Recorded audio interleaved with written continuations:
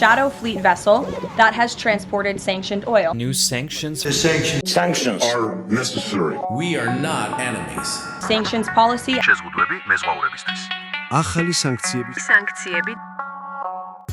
დღეს, როდესაც მსოფლიო საზღვაო ინდუსტრია ერთდროულად პოლიტიკის, ეკონომიკისა და უსაფრთხოების წნეხის ქვეშ იმყოფება, სანქციები გადაიქცა ისეთ ფაქტორად, რომელიც პირდაპირ და უმოწყალოდ ეხება მეზღვაურს. არა თეორიულად, არა შორიდან, არამედ ყოველდღიურ ცხოვრებაში კონტრაქტის გაფორმების მომენტიდან დაწყებული, პორტში შესვლით, ხელფასის მიღებითა და სახლში დაბრუნებით დასრულებული. პრობლემა ის არის, რომ სანქციებზე საუბარი ხშირად ზედაპირულია, ემოციური და არაპროფესიული, რაც საბოლოოდ ყველაზე მეტად ისევ მეზღვაურს აზიანებს. საერთაშორისო სანქციები ფორმალურად მიმართულია სახელმწიფოების, კომპანიების, ფინანსური სტრუქტურებისა და კონკრეტული ეკონომიკური საქმიანობის წინააღმდეგ.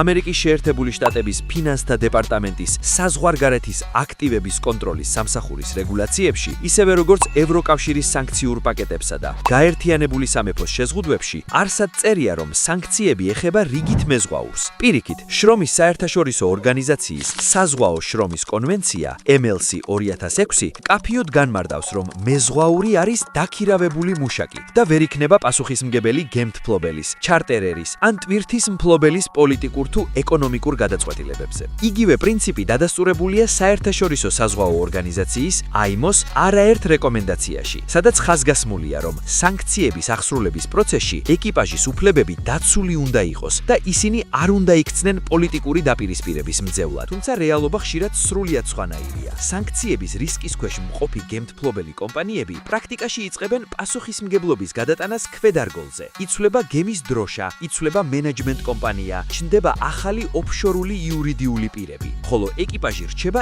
იმავე გემზე, იგივე პირობებში, მაგრამ უკვე გაცილებით უფრო დაუცველი სტატუსით. ამ დროს მეზღვაურს ხშირად არც აქვს სრული ინფორმაცია, რომ კომპანია ან გემი სანქციებთან არის დაკავშირებული. პრაქტიკაში არაერთი შემთხვევა არსებობს, როდესაც სანქცია დაწესდა უკვე მოქმედი კონტრაქტის დროს, ან მაშინ, როდესაც ეკიპაჟი ზღვაში იმყოფებოდა და არც ფიზიკურად, არც სამართლებრივად არ ჰქონდა არჩევანი.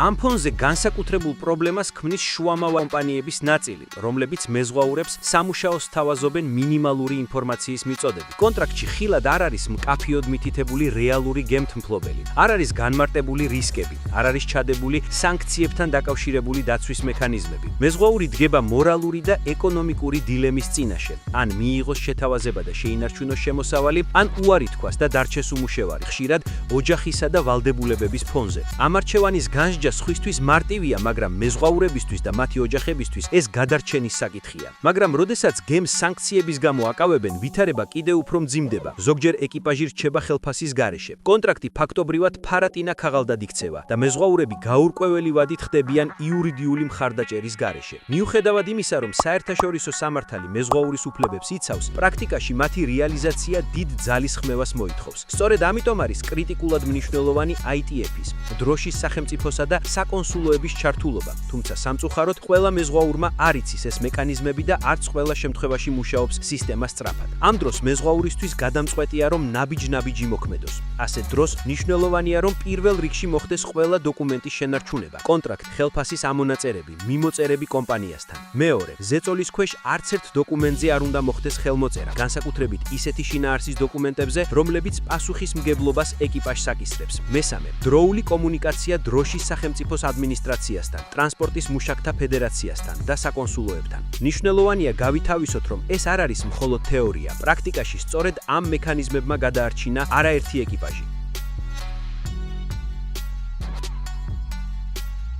ამ ყველაფრის პარალელურად საქართველოში კიდევ ერთი სერიოზული პრობლემა არსებობს და ეს არის არაპროფესიული, უპასუხისმგებლო მედია ნარატივი. ქართულმა მედია საშუალებების ნაწილმა არაერთხელ წარმოაჩინა ქართველი მეზღვაურები როგორც საეჭვო პირები, მტრის ხელშემწყობები ან სანქციების დამრღვევები, მაშინ როდესაც მათ აბსოლუტურ უმრავლესობას არანაირი კავშირი არ აქვს პოლიტიკურ გადაწყვეტილებებთან. ასეთი მიდგომა არა მხოლოდ უსამართლო, არამედ მავნე პრაქტიკაც არის, რომელიც საზოგადოებას აძლევს უფლებას მეზღვაური დაწყევლოს, უსაფუძვლოდ ლანძღოს და მის წინააღმდეგ მორალური განაჩენი გამოიტანოს ფაქტების გარეშე, რაც პირდაპირ ზიანს აყენებს ადამიანებს, მათ ოჯახებს და მთლიანად პროფესიის რეპუტაციას. ამის ნათელი და გახმაურებული მაგალითია 2024-25 წლებში ფინეთის ყურეში მომხდარი ინციდენტი, როდესაც გემს, რომლის კაპიტანი ქართველი მეზღვაური იყო, ღუზა ჩაუწყდა და დაზიანდა წყალქვეშა ელექტროენერგიისა და ტელეკომუნიკაციის გადამცემი კაბელი. სინამდვილეში ეს იყო ტექნიკური ავარია, რომელიც საზღვაო პრაქტიკაში სამწუხაროდ არც უნიკალურია და არც უპრეცედენტო, რომელიც ქართულმა მედია საშუალებების ნაწილმა წამებში აქცია რუსეთის მიერ დაგეგმილ სპეციალურ ოპერაციად, საბოტაჟად, ევროპის წინააღმდეგ მიმართულ ქმედებად. სათაურები წინ უსწრებდა გამოძიებას, ფაქტებსა და პროფესიულ ანალიზს. საზოგადოება შეცდომაში შეიყვანეს, ხოლო ქართველი კაპიტანი საჯარო ლანძღვის, დამცილების, გაუგონარი სიტყვებისა და ცილის წამების მსხვერპლი გახდა. სოციალურ ქსელებში, კომენტარებში და ტელეეთერში. ყველაზე მძიმე ამ ისტორიაში ის არის, რომ საბოლოოდ ფინეთის სასამართლომ ოფიციალურად დაადასტურა, რომ კაპიტანი უდანაშაულო იყო და რომ არ არსებობდა არც განზრახვა, არც რაიმე პოლიტიკური მოტივი. ეს იყო უბედური შემთხვევა, ტექნიკური და დარემო ფაქტორების ერთობლიობა, მაგრამ ამ გადაწყვეტილებამ ვეღარ გააქრო ის ზიანი, რაც უკვე მიყენებული იყო ადამიანის ღირსებას, პროფესიულ რეპუტაციასა და ფსიქოლოგიურ მდგომარეობას.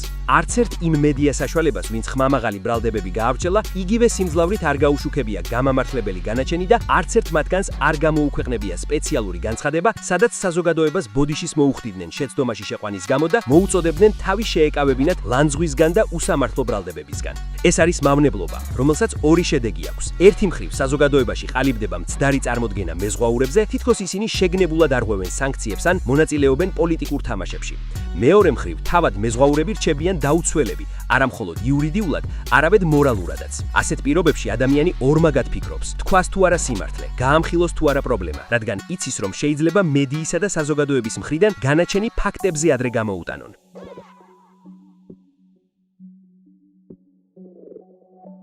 სანქციების საკითხი უნდა განიხილებოდეს როგორც რეალური, რთული და მრავალშრიანი პრობლემა და არა როგორც შავი და თეთრი სურათი. საერთაშორისო დოკუმენტები, სასამართლო პრაქტიკა და თავად საზღვაო ინდუსტრიის გამოცდილება ცხადყოფს, რომ მეზღვაური უმეტეს შემთხვევაში არის სისტემის მსხვერპლი და არა მისი შემოქმედი. სწორედ ამიტომ არის აუცილებელი პროფესიული საუბარი, განათლება და პასუხისმგებლიანი მედია, რომელიც ფაქტებზე, კონტექსტსა და ექსპერტულ შეფასებაზე დაფუძნება. დღეს მეზღვაურის პროფესიონალიზმი აღარ აღისაზღვრება მხოლოდ ნავიგაციის ცოდნით და ტექნიკური უნარებით. ის განისაზღვრება ინფორმირებულობით, კრიტიკულ აზროვნებით და იმ უნარით, რომ დაიცვას საკუთარი თავი იურიდიულად და მორალურად. და ამ ბრძოლაში მეზღვაურს სჭირდება არა დაგმობა, არამედ მხარდაჭერა, არა იარლიღები, არამედ სიმართლე.